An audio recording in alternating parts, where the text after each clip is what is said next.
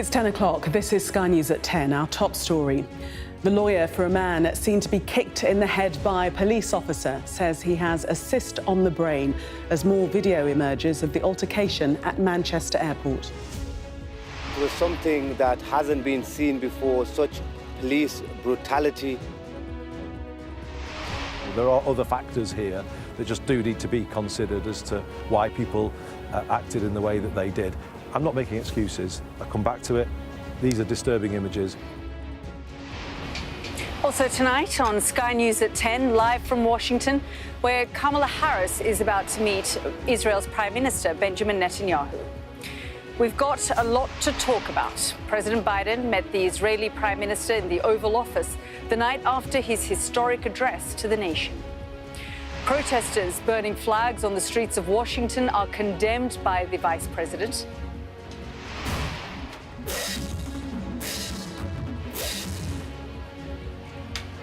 As a new poll out tonight puts Kamala Harris just behind Donald Trump, we go live to Wisconsin to find out what a brat summer is and why it's working online.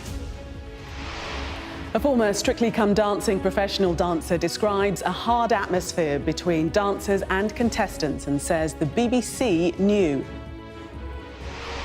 It really takes me to the vetting process that the BBC has towards the teachers.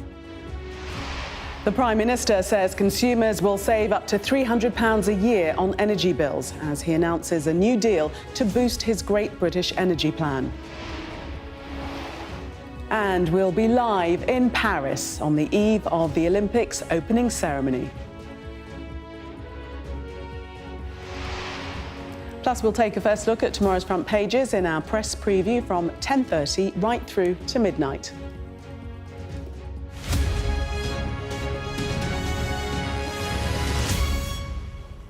Good evening.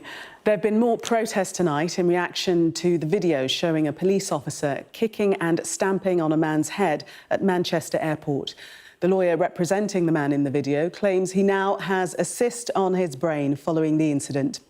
A police officer has been suspended and removed from duties, and the Independent Office for Police Conduct says it's received a referral about a second incident at the airport.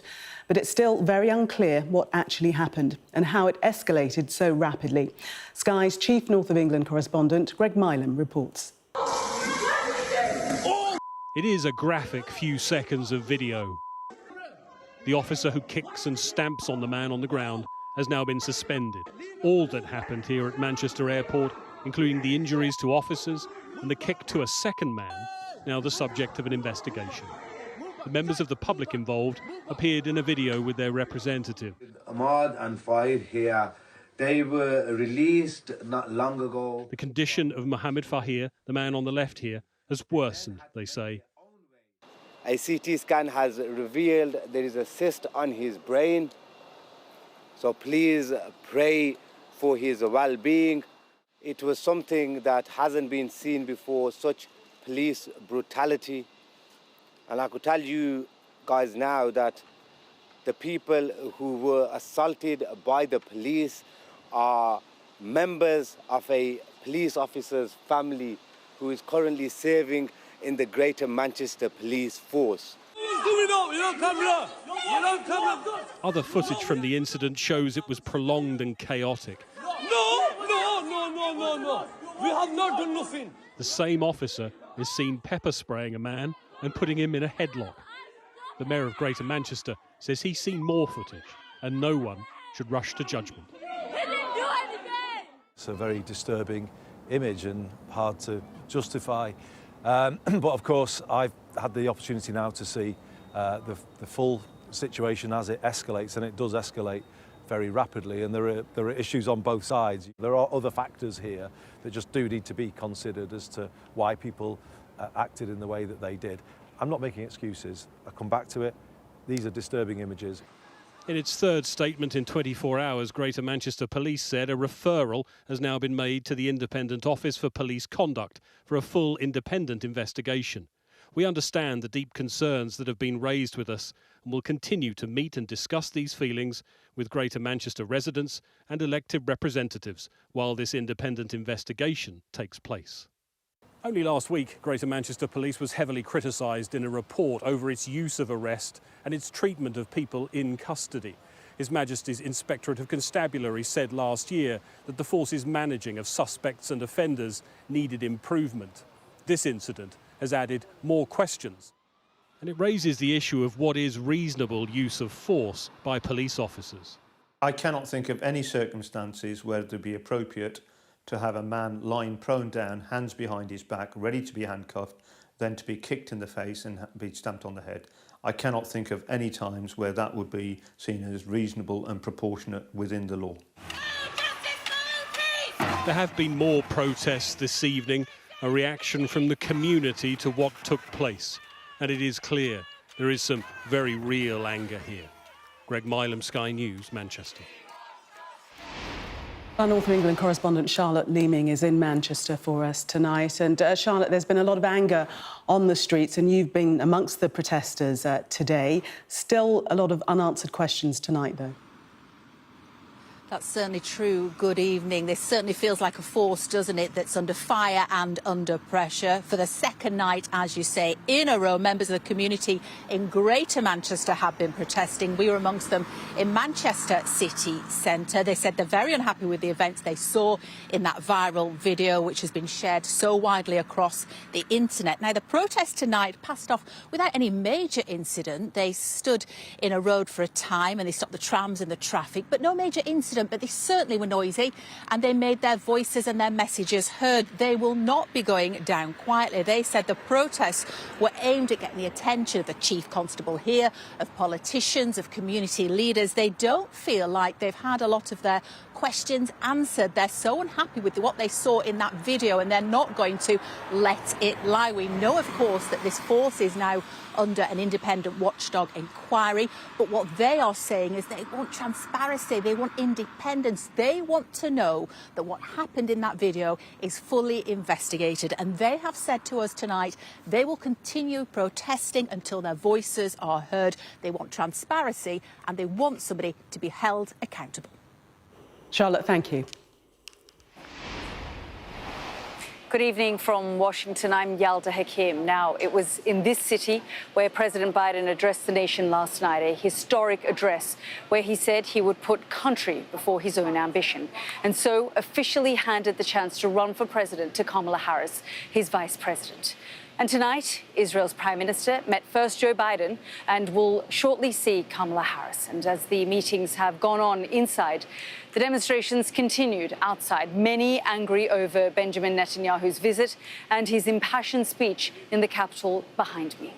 In a moment, we'll get the views on how the campaign is going for the new presumptive Democratic candidate. But first, here's Cordelia Lynch. Clenched fists, a high-stakes meeting and a problematic power dynamic. Joe Biden looked bewildered, and yet he still believes he can get Israel to end the war he helped support. It was praise, though, not policy change he got. Mr. President, we've known each other for 40 years, and you've known every Israeli prime minister for 50 years, from Golda Meir. So from a proud Jewish Zionist to a proud Irish-American Zionist, I want to thank you for 50 years of public service and 50 years of support for the State of Israel. And I look forward to discussing with you today and working with you in the months ahead on the great issues before us. Those platitudes won't be enough to placate progressives in the Democratic Party. Israel is slaughtering children. Many of them believe America has blood on its hands for financing Israel's war. It is a major test at a deeply tense time. And Kamala Harris needs to find her feet fast.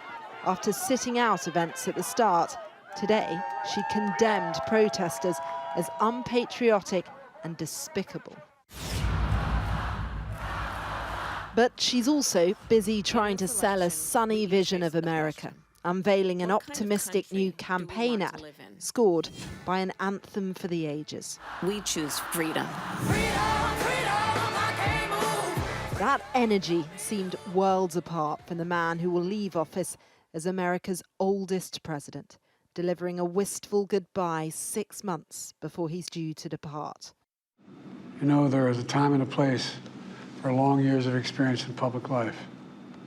There's also a time and a place for new voices, fresh voices, yes, younger voices. Flanked by his family, this was a forlorn-looking president forced to let go, trying to remind America why they voted for him in the first place. Cordelia Lynch, Sky News, Washington. Dramatic events here in Washington. Well, let's move away from the politics here for a moment.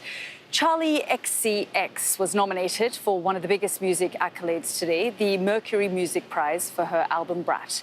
But you may have heard of it for another reason. Brat has been adopted by Kamala Harris's digital campaign, and it seems to have given her a boost. The VP's social media followers have surged by 1.8 million across all accounts. Sky's US correspondent Martha Kellner has been to Wisconsin, a major battleground state, and that's, of course, where the RNC was last week, to find out why it's taken off and how it's landing with voters. And just a warning to our viewers, some flash photography in her report.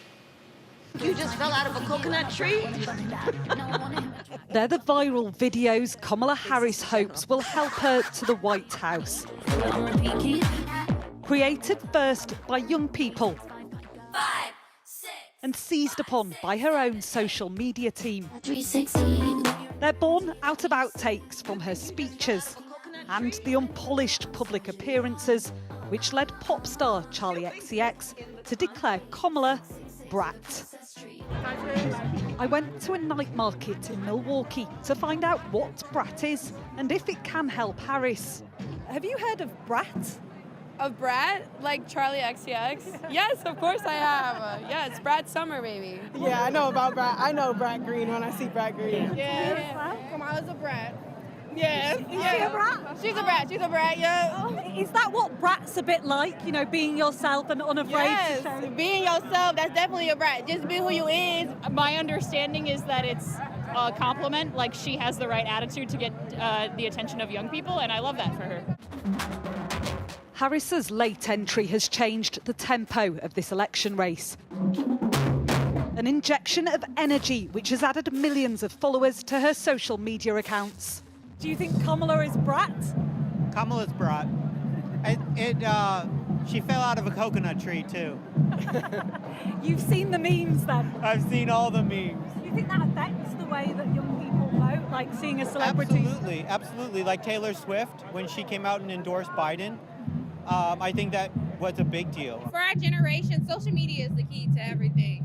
So her marketing and the dance moves and everything, that's what's gonna get people rowdy. When we think about like politics, it seems dark and scary and depressing, but then when she's dancing and having fun, it seems less dark and scary and depressing. There's no doubt that Kamala Harris and her team are harnessing the power of social media. The question now, though, is how much those follows and likes translate to votes at the ballot box. And I think for a lot of people, once you repost a video or like a video or make a video, it's like, oh, my job is done. I think there's definitely a risk of tapping out too early. Winning on TikTok's not necessarily going to win you the election. It's not going to win the election necessarily. Kamala has ground to make up on her better-known Republican rival. The Gen Z vote could be her path to victory, but they are notoriously hard to mobilise. Martha Kellner, Sky News, Milwaukee. Well, let's bring in our David Blevins, who has been with me this past week for more analysis.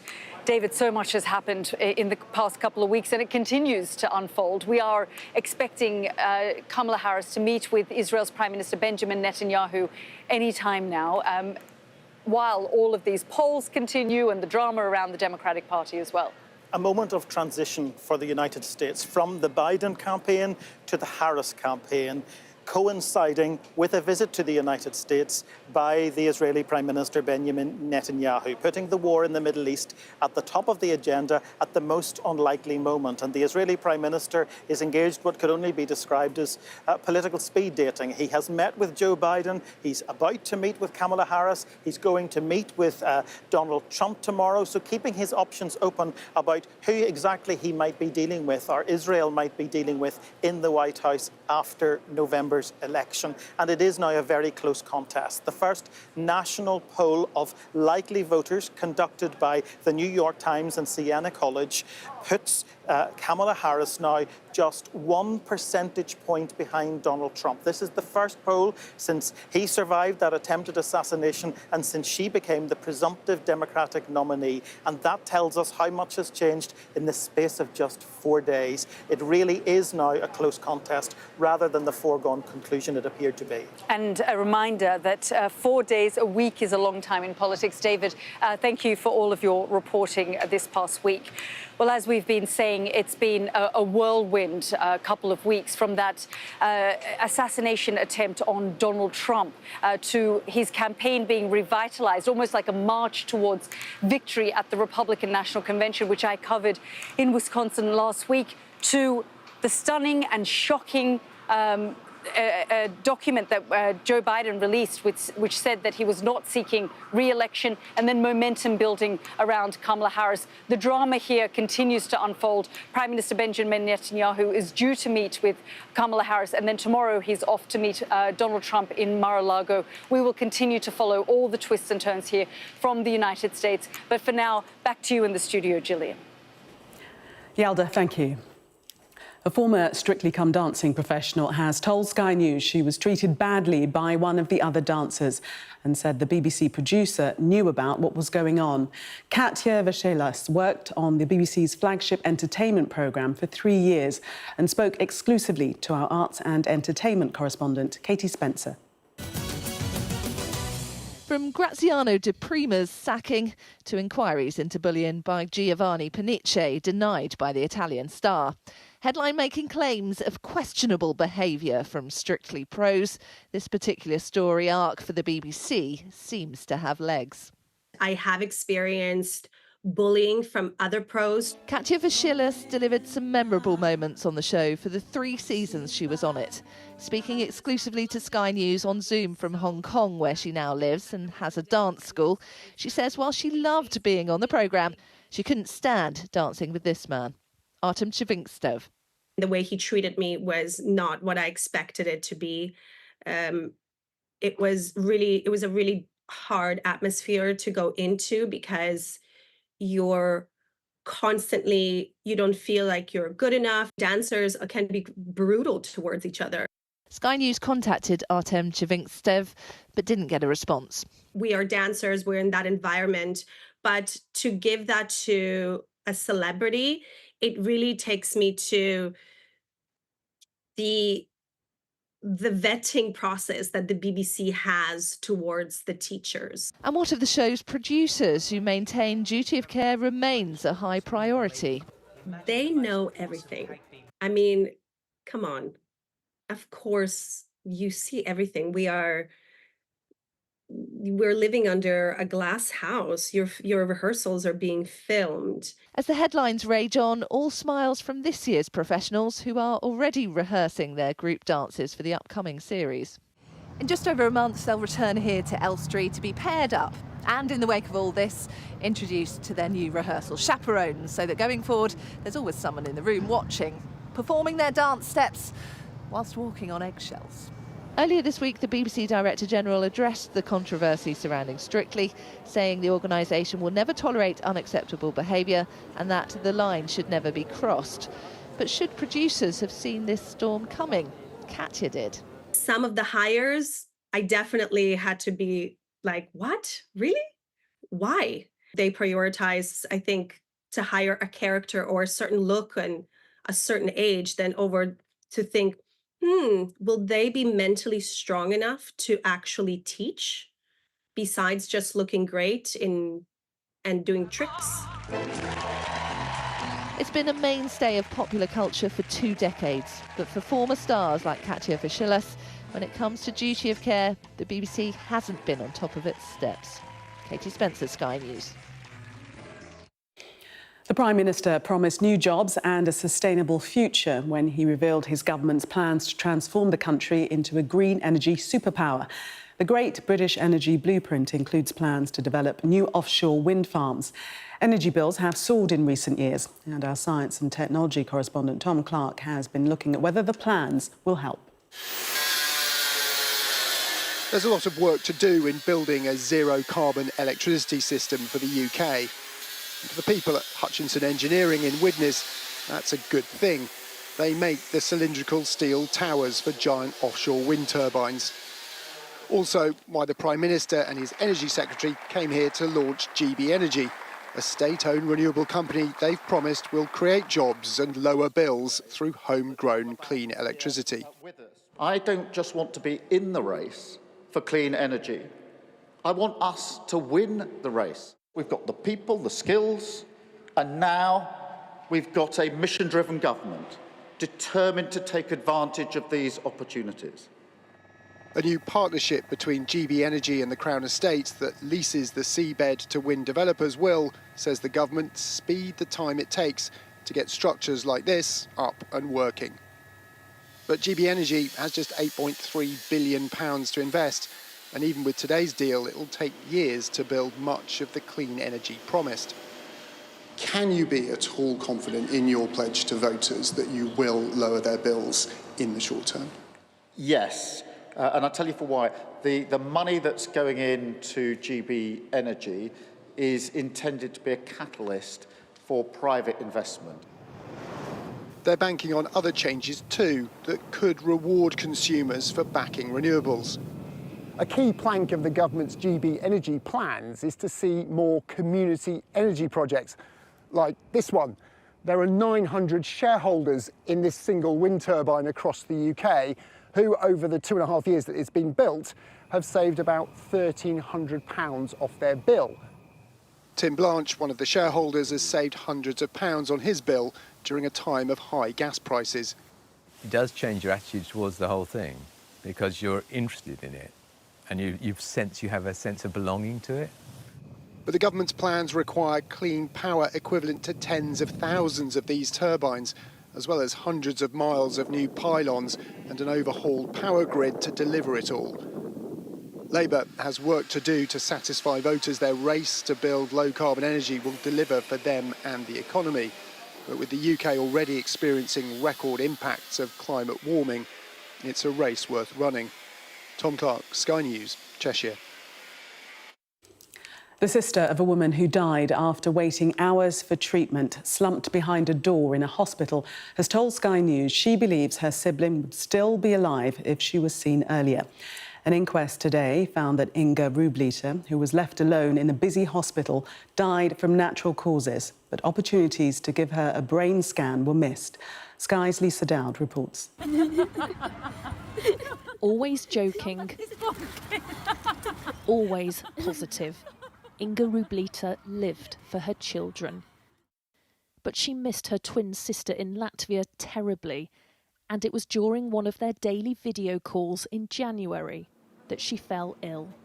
Suddenly, she just touched her head and she was like, oh my goodness, the headache kicked in. And it was like very painful. And I said, are you okay? And she said, because she always was strong. She was a strong woman. She didn't whine about anything. And she said, yeah, I'm going to be fine. It's just a headache. Inga said the pain was like being hit by a brick. She was told by the NHS 111 service to go to Nottingham's Queen's Medical Centre within the hour.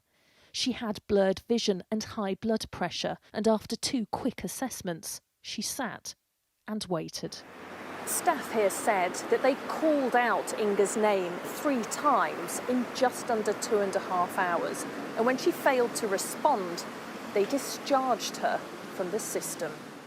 But Inga was still there, in an overcrowded and understaffed emergency department. She was found slumped behind a door, her coat covering her head, 8 hours after she'd arrived. A scan showed that she'd suffered a massive bleed on the brain. and she died a few days later. Do you feel like doctors could have done more to save your twin sister? Definitely, yeah. I just wonder, was she alone there? Was nobody there? No other patients? No staff? What happened? A coroner ruled that Inga died of natural causes, and in a statement, the Trust's medical director said, "We would like to offer our sincere condolences to the family of Inga for their loss. Although due to the nature of the bleed on the brain, the outcome is unlikely to have been different, we accept there were missed opportunities in Inga's care and are truly sorry that we did not meet the standards we strive to deliver." She was so positive about everything. As a result of Inga's death, the hospital has improved staffing levels and are introducing a new patient announcement system. Her sister still thinks such changes could have saved her twin. Lisa Dowd, Sky News, Nottingham. A man has been remanded in custody charged with the attempted murder of a soldier near a barracks in Kent. 24-year-old Anthony Essen, who lives in nearby Rochester, appeared at Medway Magistrates Court and was also charged with possessing an offensive weapon. The soldier, who is in his 40s, has been named as Lieutenant Colonel Mark Teaton. He remains in hospital in a serious but stable condition. There are fears of a major oil spill off the Philippines after a typhoon sank an oil tanker. The vessel was carrying 1.4 million litres of industrial fuel oil when it went down in Manila Bay. Most of the crew are believed to have been rescued. The UK and international allies say North Korea is sponsoring a global cyber espionage campaign to fuel its military and nuclear ambitions. The National Cyber Security Centre, part of GCHQ, says the group has been stealing sensitive and classified information from defence, aerospace and nuclear sources and poses an ongoing threat. Well, it's the day before the opening ceremony at the Paris Olympics, and the word from France is that they're ready and very excited. However, even though the talk is of a green Olympics, some long-standing problems will not go away. There's news tonight that some Chinese swimmers have been tested for doping no less than 8 times. Let's speak to our sports correspondent Rob Harris in Paris now. So, Rob, what is the big story on the eve of their huge event in Paris? Well, it's all in here, Paris, tonight about the heavy security operation that's in place across the city because they're preparing for the most ambitious opening ceremony ever seen at an Olympics. We're used to it being staged within the stadium. This opening ceremony on Friday night will be staged right the way through the centre with 85 boats carrying 7,000 athletes on a flotilla 6 kilometres down the River Seine, finishing at the Eiffel Tower. It's posing huge security challenges for this city, but they're determined to try to pull it off because it will be spectacular, a really creative show that will show off the city's landmarks, but it requires 45,000 police, 18,000 military personnel, 20,000 security guards and a no-fly zone extending more than 90 miles around Paris as they try to lock down this city with world leaders and dignitaries all across the city coming in to watch this opening ceremony in the city that has so many landmarks that they hope to be able to showcase at this ceremony tomorrow night. Of course, the Team GB flag bearers will be Tom Daley and Helen Glover. We wait to see just how they'll be forming part of the ceremony because we've never seen one like this on water before. But certainly the priority is just trying to keep it safe. And tonight it's a city on edge, but hoping to see a show like never before at an Olympics. Rob, thank you.